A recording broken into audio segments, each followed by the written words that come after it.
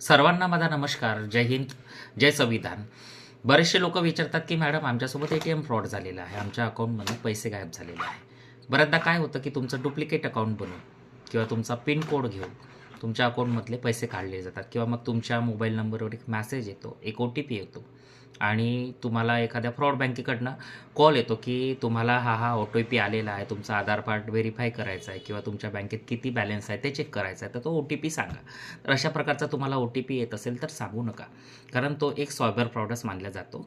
यामध्ये काय होतं की ज्या कुठेही व्यक्तीने, तो व्यक्ती अननोन असतो जो सायबर फ्रॉड करतो.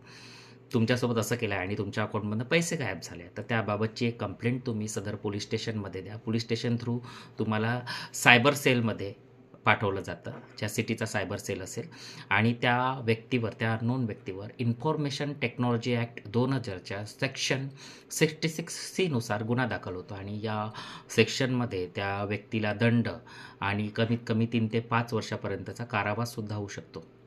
अशाच प्रकारच्या माहितीकरिता, कायदेशीर माहितीकरिता माझ्या पेजला फॉलो करा आणि आवडलं तर नक्की शेअर करा.